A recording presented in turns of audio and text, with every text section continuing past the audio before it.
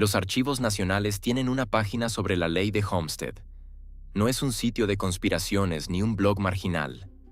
Es la página oficial de los archivos del propio gobierno de Estados Unidos.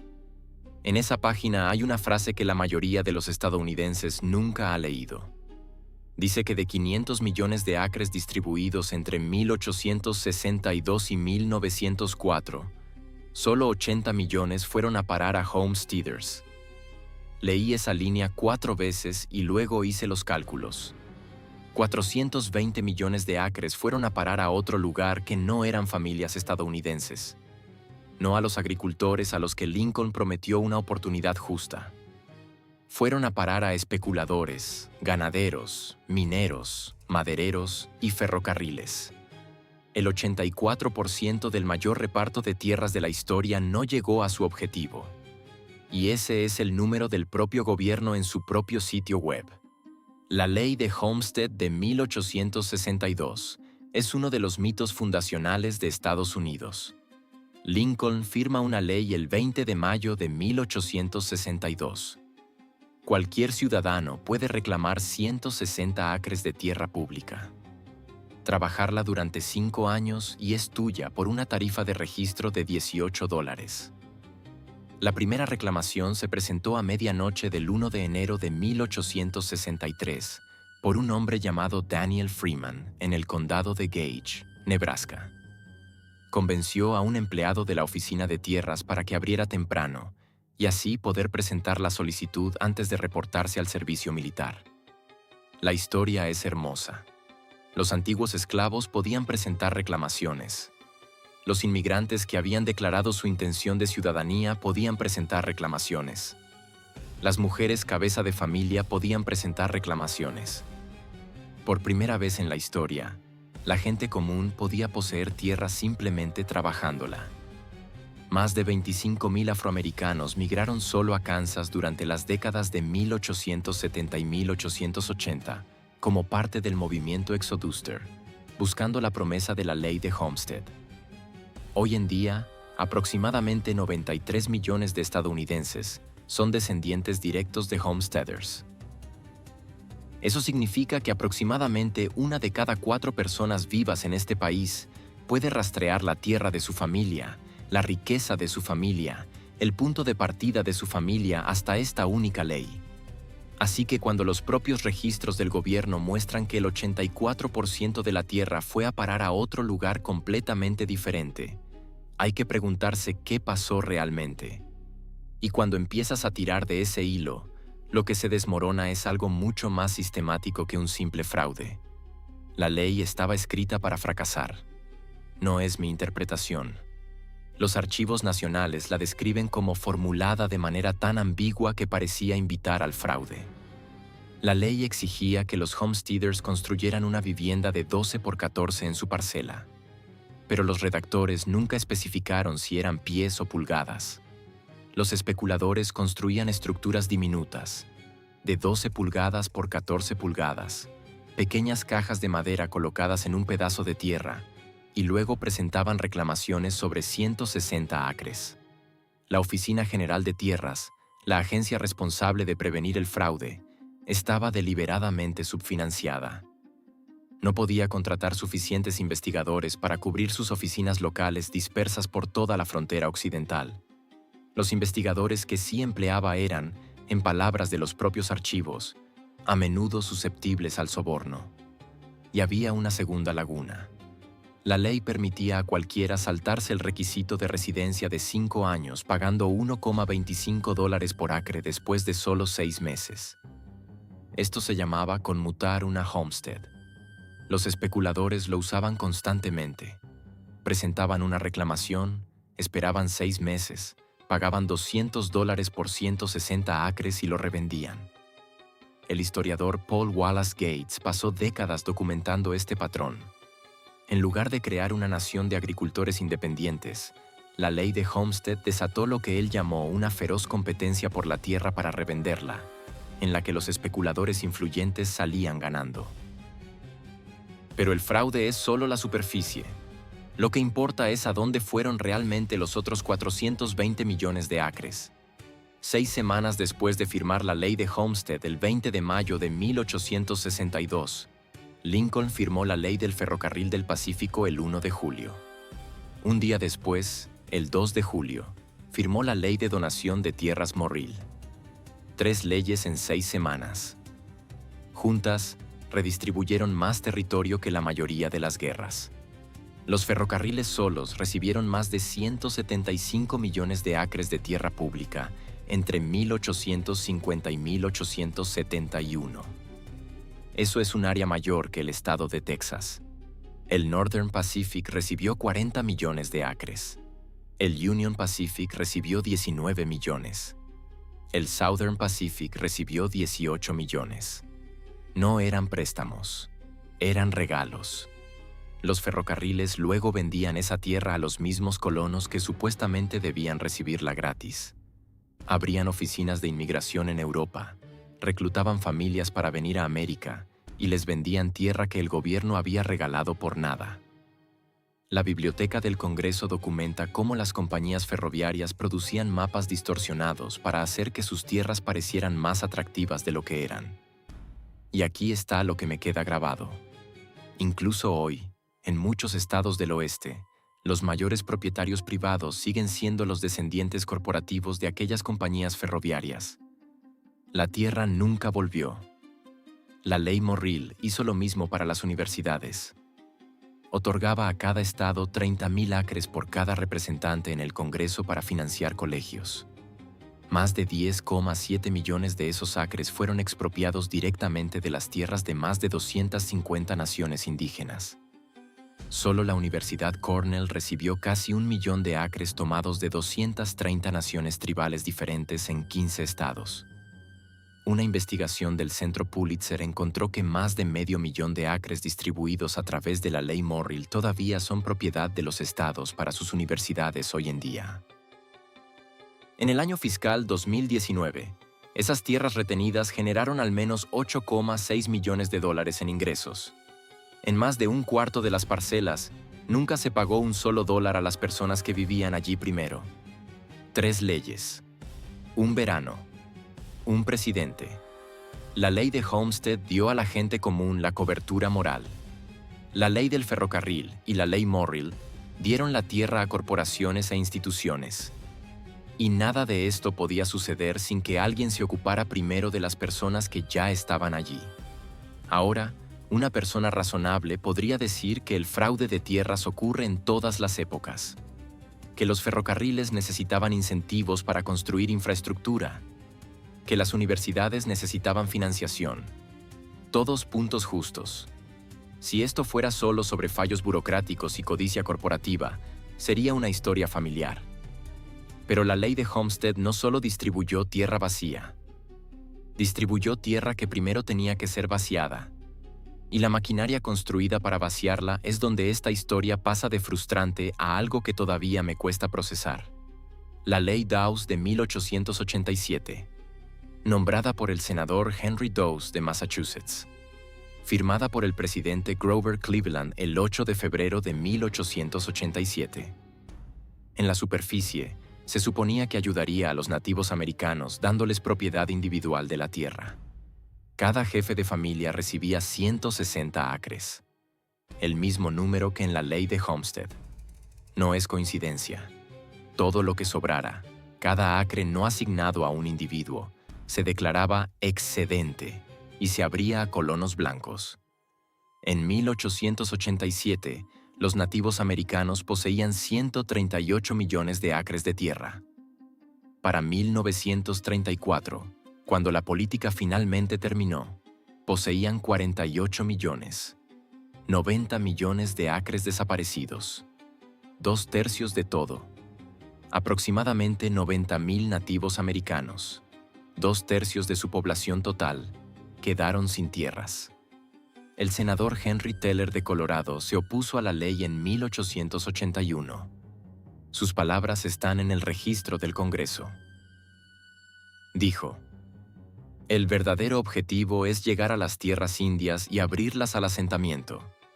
Las disposiciones que aparentemente benefician a los indios son solo el pretexto para llegar a sus tierras y ocuparlas. Lo dijo públicamente, antes de que la ley se aprobara. Y aún así la aprobaron. El mecanismo era elegante y devastador. Después de hacer las asignaciones, el período de fideicomiso de 25 años expiraba. La tierra entonces quedaba sujeta a impuestos estatales y locales sobre la propiedad. La mayoría de los asignatarios nativos no tenían ingresos en efectivo ni experiencia con el sistema tributario que les habían impuesto. No podían pagar. La tierra iba a subasta fiscal. Según investigadores que han estudiado este periodo, compradores blancos literalmente esperaban en fila para que la tierra entrara en ejecución. Y la ley Dawes creó algo llamado checkerboarding. Las parcelas nativas se dividían, a veces entre diferentes condados, con parcelas de colonos blancos llenando los huecos entre ellas. Gestionar tierras fragmentadas en un mosaico disperso era casi imposible por diseño. La gobernanza tribal sobre estas tenencias fragmentadas se convirtió en una pesadilla logística por diseño.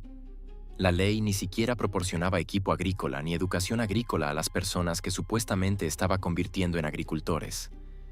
Cuando le preguntaron si los asignatarios recibirían semillas y herramientas, el propio Dawes no estaba seguro. Dijo, «No sé si el Congreso será lo suficientemente liberal como para equiparlo». Esto no fue una consecuencia no intencionada.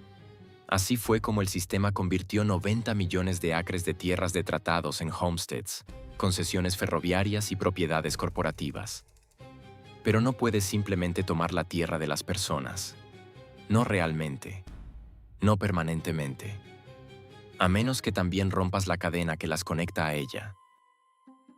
En 1879, un capitán de caballería estadounidense llamado Richard Henry Pratt abrió una escuela en Carlisle, Pensilvania. La Escuela Industrial India de Carlisle. Su filosofía, declarada públicamente en una conferencia nacional en 1892, consistía en 7 palabras. Mata al indio que hay en él y salva al hombre. Niños tan pequeños como de 5 años eran separados de sus familias. Les cortaban el pelo, cambiaban sus nombres. Se les prohibía hablar sus propias lenguas. Entre 1819 y 1969, el gobierno federal operó o apoyó 408 escuelas internados en 37 estados. Una investigación del Departamento del Interior de 2022 identificó sitios de entierro en más de 53 de estas escuelas. El informe inicial documentó más de 500 muertes de niños. El departamento estimó que el gobierno gastó $23.300 millones ajustados por inflación en este sistema. Tengo que ser honesto sobre algo. Cuando comencé a investigar la ley de Homestead, esperaba encontrar una historia sobre fraude de tierras y corrupción política. No esperaba encontrar un sistema paralelo diseñado para sacar a los niños de las mismas comunidades cuyas tierras estaban siendo tomadas. Pero la línea de tiempo no miente. La ley Dawes fragmentó las reservas en 1887. El sistema de escuelas internados se expandía durante las décadas de 1880 y 1890. La ley de Homestead estaba entregando las tierras incautadas a nuevos reclamantes. El mismo gobierno, las mismas décadas, las mismas personas al recibir el impacto. Y luego está Oklahoma. Los Cherokee habían sido forzados a abandonar sus tierras orientales en el Sendero de Lágrimas. Aproximadamente 4,000 murieron en esa marcha. Los sobrevivientes recibieron la promesa de su nuevo territorio. Mientras crezca la hierba y corra el agua. Para 1893, el gobierno había terminado de esperar. El 16 de septiembre de 1893, un disparo de rifle resonó en la pradera al mediodía. Más de 100,000 personas se lanzaron hacia adelante para reclamar pedazos de 6 millones de acres de tierra del Outlet Cherokee. 42,000 homesteads fueron reclamados en una sola tarde. El calor era tan intenso que varios participantes colapsaron. Los ánimos se caldearon mientras los hombres competían por posición con carretas y caballos. Algunos que se habían colado antes, llamados Sooners, ya habían reclamado las mejores tierras antes de que sonara el disparo. El gobierno había comprado la tierra a los Cherokee por aproximadamente $1.40 por acre, después de eliminar sus arrendamientos de pastoreo de ganado mediante proclamación presidencial. Décadas después, la Comisión de Reclamaciones Indias dictaminó que la venta se había realizado bajo coacción y que la tierra estaba infravalorada. Otorgaron $14,7 millones en compensación. Pero la tierra nunca volvió. Nunca vuelve. No fue la primera carrera. En 1889, 50,000 personas corrieron por 1,9 millones de acres. En 1892, 4,3 millones de acres de territorio Cheyenne y Arapaho fueron abiertos. Cada carrera operaba bajo la ley de Homestead. Cada carrera era el mismo mecanismo. Tierra de tratados, declarada excedente, reenvasada como oportunidad americana. Hay una pieza más a la que sigo regresando. El censo de 1890. Fue el censo más detallado realizado hasta ese momento.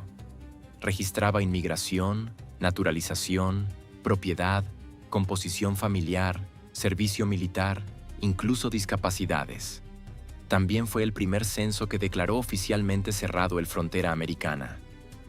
El superintendente del censo escribió que el área no asentada había sido tan fragmentada por asentamientos aislados que apenas podía decirse que existía una línea fronteriza. Esa declaración cambió cómo Estados Unidos se entendía a sí mismo, y luego desapareció. El 10 de enero de 1921, se declaró un incendio en el sótano del edificio del Departamento de Comercio en Washington. Alrededor del 25% del censo de 1890 se destruyó por completo. Otro 50% resultó dañado por agua y humo. La causa nunca se determinó. Los investigadores consideraron un cigarrillo descartado, cableado defectuoso y combustión espontánea de serrín en los talleres del edificio. Y aquí está lo que la mayoría de la gente no sabe. El censo de 1890 fue el primero para el que el gobierno no exigió copias de respaldo en las oficinas locales. Los censos anteriores tenían esta redundancia. El de 1890 no. Solo existía una copia, y estaba almacenada en estantes de pino, fuera de la bóveda a prueba de fuego, junto a un taller de carpintería lleno de serrín y virutas de madera. Piensa en eso. El censo de 1880 estaba dentro de la bóveda. El censo de 1900 estaba en otro edificio completamente diferente. El de 1890 estaba desprotegido en la habitación más inflamable del edificio.